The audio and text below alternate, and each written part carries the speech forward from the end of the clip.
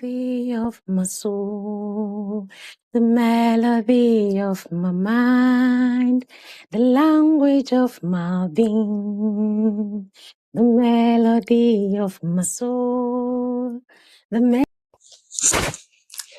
Hello everyone. Okay, I know they say that your 20s are your learning phases in life. Okay, those are the years that you spend to learn about things, go to uni, learn new skills and all.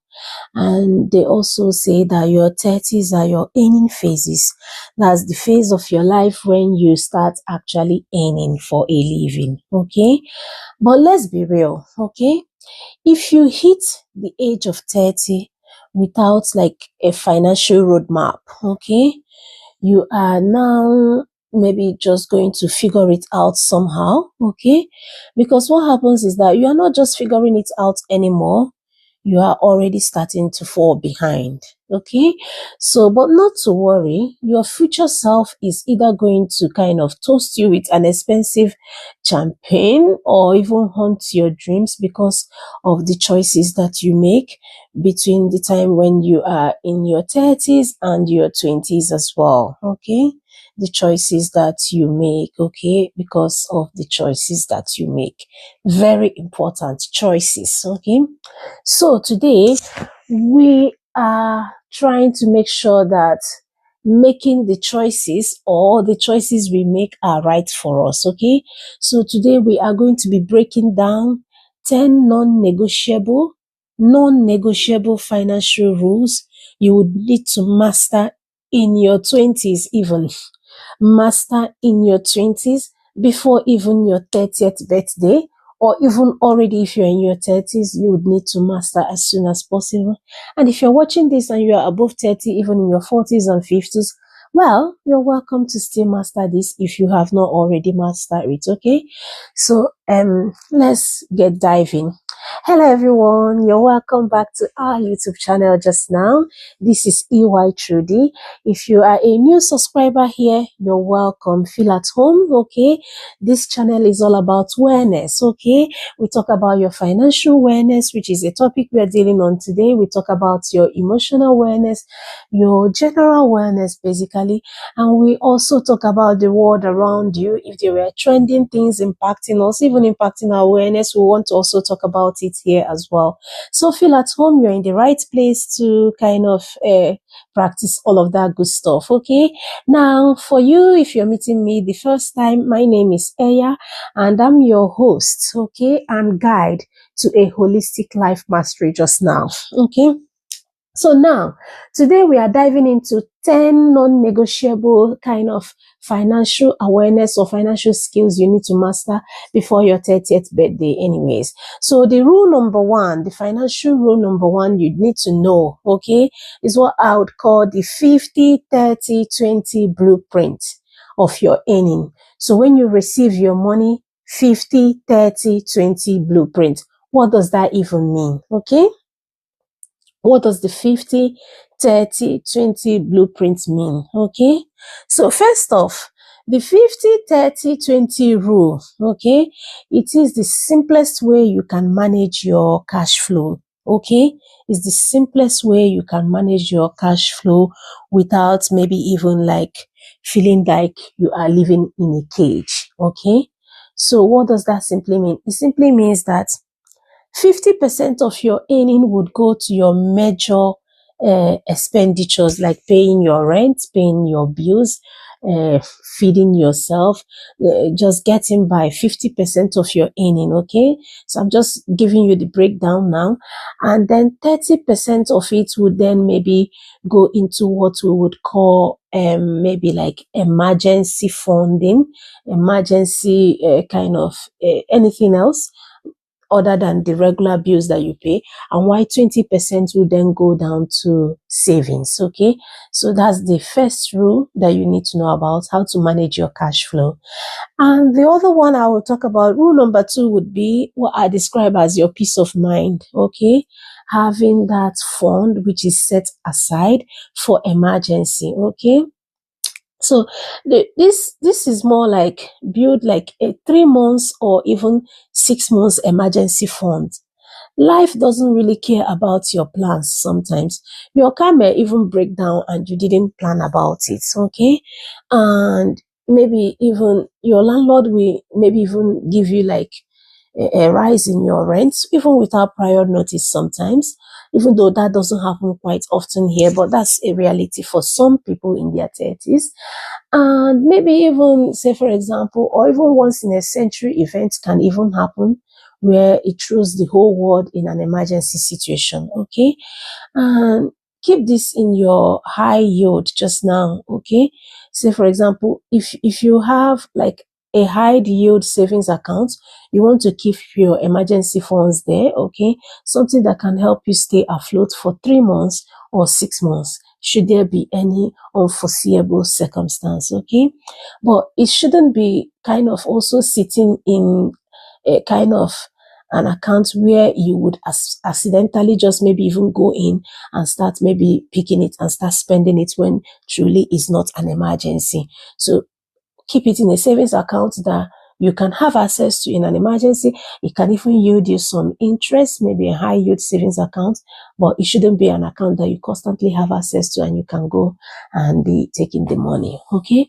So we've talked about the number 1 rule. We've talked about the number 2 rule. So now we are going to talk about rule number 3, financial rule number 3 you need to master before you hit your 30th. Okay.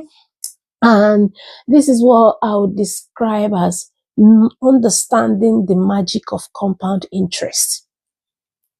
So, I mean, I wish myself I knew some of this in my 20s because I did have opportunities in my 20s that, and if I looked back and maybe I utilized, especially this compound interest one, maybe I would look back and be glad I did. Okay. So now, understanding the magic of compound interest. If you learn nothing else today, learn this. Time is more valuable than money. Compound compound interest is how the rich even get richer while they sleep. It's more like you throw in an investment. Maybe let me give you an example now.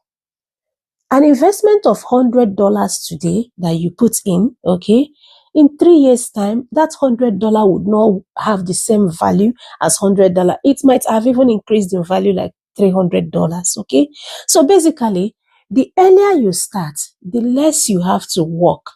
Investing maybe even like $100 a month at the age of 20 is going to be worth more, if it's going to even be worth way more, okay, than investing maybe $300 a month at maybe the age of maybe 40.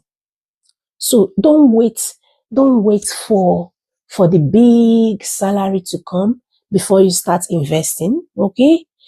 Maybe even start now. Start in your 20s to play around it.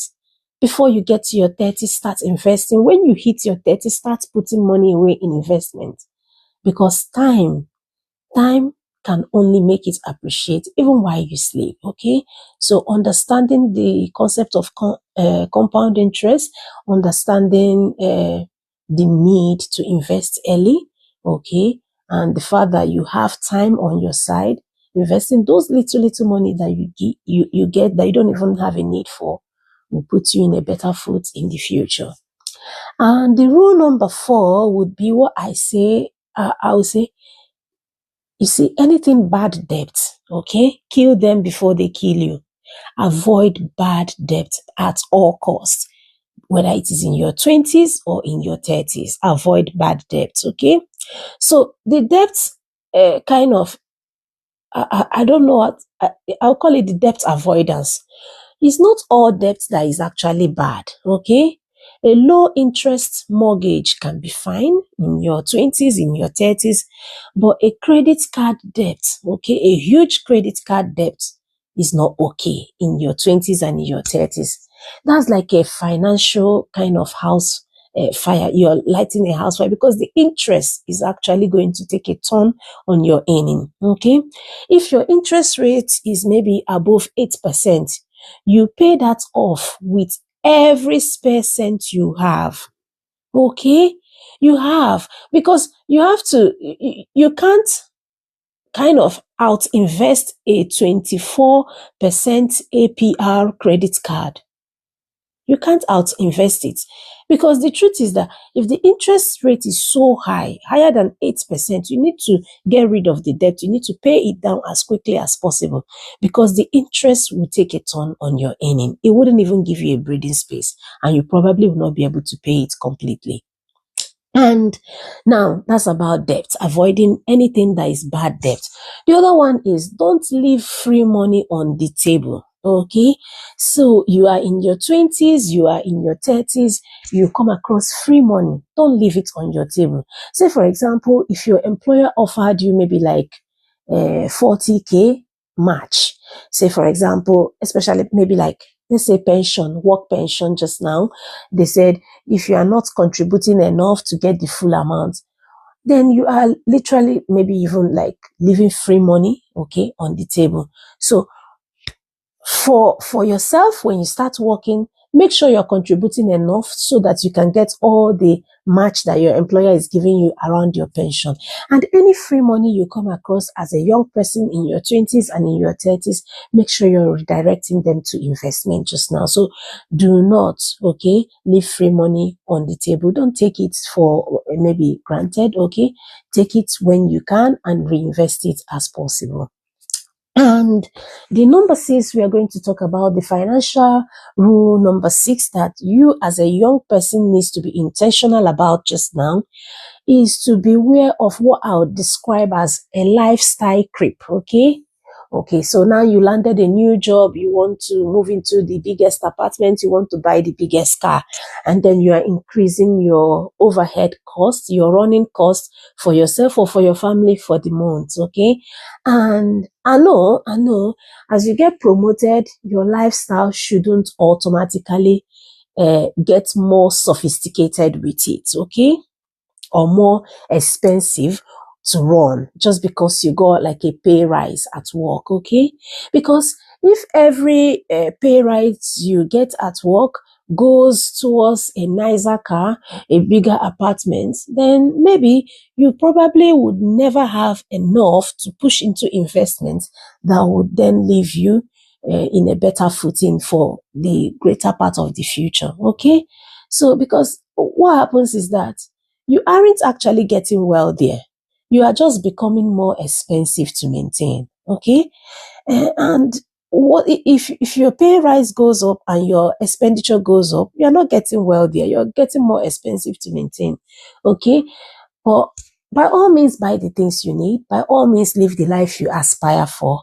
But also be conscious of maintaining yourself such that your living costs or your overhead running costs for your family, okay, stays at a manageable percentage of 50% of your earning, so that you do have your 20% to save as well. So what I'll say is that stay humble until your assets can pay for your luxuries, okay? Stay humble, live simple, okay?